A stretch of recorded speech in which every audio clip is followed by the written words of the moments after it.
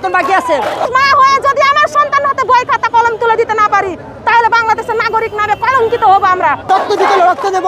ঘর ভাড়া ওলা খুঁজতেছে, বাড়ি ওলা খুঁজতেছে, ঘরের ভাড়া কেন অসহায়ের মতো বৃষ্টির মধ্যে ভিজবে? 3 মাস 4 মাসের বাড়ি ভাড়া, আমাদের দোকান বাকি। শ্রমিকের পেটে 5 মাসের খিদা। এই আন্দোলন শুধু 7 দিনের আন্দোলন নাই, এই 2 মাস যাবত এই আন্দোলন চলে। ঈদের পর আমাদের যে 7 তারিখ ডেট ছিল, শ্রম সচিব ডেট দিয়েছিলেন, সেই ডেটে আমরা কোনো পাওনাদি পরিশোধ এখনো হয় নাই। না হওয়ার কারণে আমরা আবার অবস্থান করলাম শ্রম ভবনে। শ্রম ভবনে আসলে মালিক পক্ষ এবং শ্রম সচিব পক্ষ থেকে আমাদের এখনো কোনো আশ্বস্ত দেওয়ার মতো বৈঠক এখনো হয় নাই।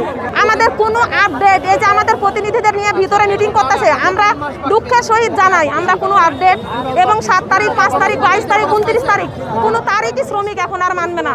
শ্রমিকের পেটে 5 মাসের খিদা, যেহেতু আমাদের 5 মাসের বকেয়া অলরেডি জমে গেছে, আমাদের অনেক দেওয়ালে পিঠ থেকে গেছে।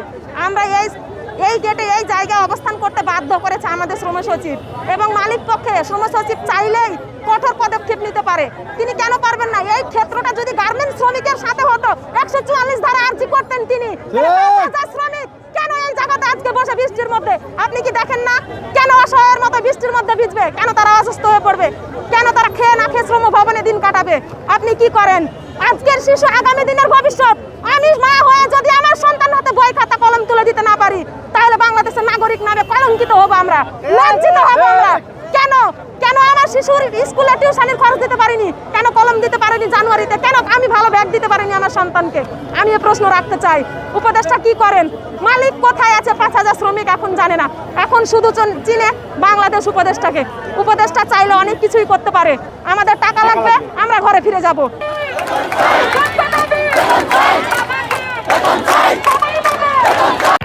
ব্যাংকিং এর যে কোনো প্রয়োজনে কল করুন আল আরাফা ইসলামী ব্যাংকের 16434 নম্বরে। আমাদের দাবি, আমাদের 3 মাসের বকেয়া বেতন বাকি আছে। মালিক ফ্যাক্টরি বন্ধ করার পরও মালিক বিদেশে আছে। আমরা বিগত এই রুদাইদের সময় আমরা 7 দিন ছিলাম সমভবনে, বলছে আমাদের এই মে মাসের 7 তারিখে সকল পাওনা বিদায় দেবে। এখন পর্যন্ত 7 তারিখ আমাদের টাকা দেওয়া হয় না। আমরা 10 দিন যাবাত সমভবনে আসি, আমাদের কেউ জিজ্ঞাসা করে না আমরা কিভাবে আসি। আমাদের 3 মাস 4 মাসের বাড়ি ভাড়া, আমাদের দোকান বাকি, আমাদের ছেলে মেয়েদের স্কুলের বেতন কিছু দিতে পারতেছি না। এই অবস্থায় আমাদের অনেক দুর্ভোগের অবস্থা, দুর্ভোগ আমাদের দিন কাটতে হচ্ছে। আমাদের দাবি আদায় না হলে আমরা যতক্ষণ আদায় না করতে পারবো ততদিন আমরা এই জায়গায় অবস্থান করবো ইনশাল্লাহ। সেই কারণে আমাদের রক্ত দিতে হলে রক্ত দেবো, জীবন দিতে হলে আমাদের ন্যায্য দাবি পাওনা আদায় করেই ফিরবো ইনশাল্লাহ। মালিক পক্ষ আমাদেরকে 7 তারিখ একটা রেট দিয়েছিল স্যালারির জন্য, কিন্তু স্যালারি দেয় নাই। আমাদের আশ্বাস দিছে যে 54 কোটি সামথিং কিছু টাকা 7 তারিখের ভিতরে দিবে, কিন্তু 7 তারিখ দেয় নাই। আমরা আরেকটা ডেট দিছে 20 তারিখ। 20 তারিখ আমরা আজকে চলে যাচ্ছে। আমরা এখনও মালিক পক্ষ কিছুই বলতেছে না, কেউ কোনো খোঁজ খবর লয় নাই, উপদেষ্টাও কোনো খোঁজ খবর লয় নাই। পরে আমরা লাস্টে আমরা এতদিন অবস্থান কর্মসূচি যমুনায় আসছি। আজকে আমাদের একটা ডেট ছিল স্যালারি দেওয়ার, তো আজকেও কোনো খবর নাই, আমাদের কোনো কিছু কেউ কিছু বলছে না। আমরা অবশেষ যমুনায় এসে আমরা সবাই বেতন চাই। আজকের ভিতরে থেকে আমরা বকেয়া বেতন নিয়ে চাই থেকে পারি। আমরা কোনো ভাঙচুর করতে আসি নাই, মারামারি করতে আসি না, আমরা পাওনা আদি নিতে আসছি।